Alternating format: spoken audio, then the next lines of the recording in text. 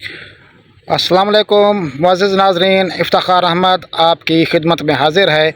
और आज जो मेरा ये वीडियो है वो कपास के बारे में है कि जो हालिया बारिशें हुई हैं उसका कपास की फसल के ऊपर क्या असर हो सकता है, कौन कौन सी बीमारियां जो हैं उनके हमले में शिद्दत आ सकती है, और कौन से इंसेक्ट पेस्ट हैं जिनका हमला जो है बढ़ सकता है, और कौन से ऐसे इंसेक्ट पेस्ट हैं जिनके हमला जो है वो कम हो सकता है, और इस तरह से जो प्लांट की ग्रोथ है और डेवलपमेंट है उस पर क्या असर होगा। तो जड़ी बूटियाँ जो हैं वो जो है यकीनन जो है वो बढ़ती हैं जब बारिशें होती हैं। तो ये सारा आप इसी वीडियो के अंदर जानेंगे कि इनको हमने कंट्रोल कैसे करना है। मोहतरम नाज़रीन, सबसे पहले बात करेंगे कि जब बारिशें होती हैं तो बारिशों का पानी जो है वो कपास के अंदर खड़ा हो जाता है। अगर 48 घंटे तक पानी खड़ा रहे तो कपास के पौधों को जो है ऑक्सीजन मुयस्सर नहीं आती, तो वो पीले हो जाते हैं और फुजेरियम विल्ट का जो है वो शिकार हो जाते हैं। सबसे पहले आपने जो काम करना है वो पानी को जो है वो निकाल देना है खेत से, और उसके बाद आपने जो है वो स्प्रे कर लेना है थायोफिनेट मिथाइल का 400 ग्राम 100 लीटर पानी में डालकर।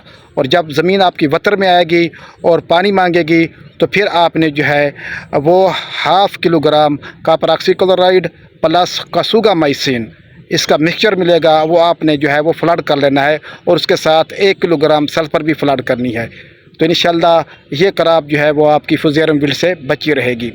इसके अलावा आप बाकी जो है वो फंजीसाइड वो भी यूज़ कर सकते हैं, जिनमें जो है वो कार्बेंडाजिम है और फोस्टाइल एल्युमिनियम है, अगर पहले वाले फंजीसाइड दस्तयाब ना हों। तो उसके बाद आपने जो क्रॉप है उसका पीलापन दूर करने के लिए आप urea, magnesium sulphate, iron sulphate और boric acid, zinc sulphate, iron sulphate और पोटाशियम सल्फ़ेट इसका भी मिक्सचर बनाकर जो है वो स्प्रे कर सकते हैं। और जड़ी बूटी को कंट्रोल करने के लिए अगर आपकी ग्लिफोसेट टॉलरेंट वैराइटीज़ हैं तो आप जो है वो स्प्रे कर सकते हैं हर्बिसाइड का। अगर नुकीले पत्ते हैं तो उसके लिए भी आप स्प्रे कर सकते हैं कुजेलोफॉप वगैरह। तो मुअज़्ज़िज़ नाज़रीन, सबसे पहले जो है वह कोशिश करें कि कपास के जो पेस्ट हैं उन पे निगाह लाजमी आपने रखनी है। जब ये बारिश होती हैं तो मिलीबग का अटैक हो जाता है। मिलीबग को ख़त्म करने के लिए आप जो है प्रोफिनोफास उसका इस्तेमाल कर सकते हैं। इसी तरह से आप जो डस्की बग है और रेड कॉटन बग है उसको ख़त्म करने के लिए आप जो है ट्राइज़ोफास या क्लोथिनानिडाइन वो यूज़ कर सकते हैं।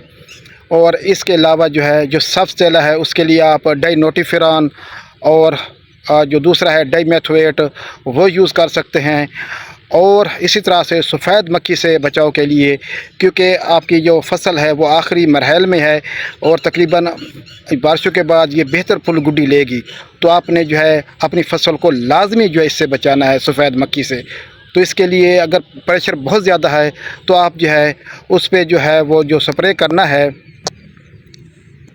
आपने उस पर जो स्प्रे करना है वो पेरीफ्लू किन्ना जोन का स्प्रे करना है। वो आपने 200 ग्राम 100 लीटर पानी में मिलाकर जो स्प्रे करना है, और उसकी जो पानी का जो इसकी मिकदार है वो 200 ग्राम 100 लीटर पानी में मिलाकर करनी है। और साथ में आपने अमीनो एसिड जो है वो लाजमी जो है 400 ml फ़ी 100 लीटर पानी में मिलाकर करना है। तो इससे फसल के ऊपर कोई स्ट्रेस नहीं आएगा।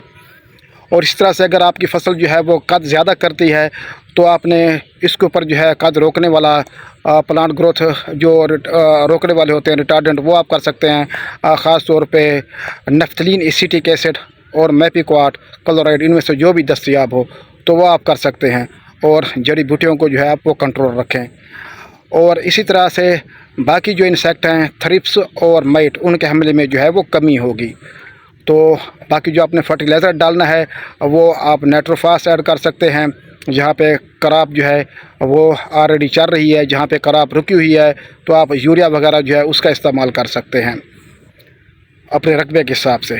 तो नाज़रीन, लाजमी अपनी फसल को जो है सुबह और शाम लाजमी चेक करें ताकि आप बीमारियों पे, कीड़ों पे और फसल पे उसकी जो नशोनुमा है उस पर कंट्रोल रख सकें।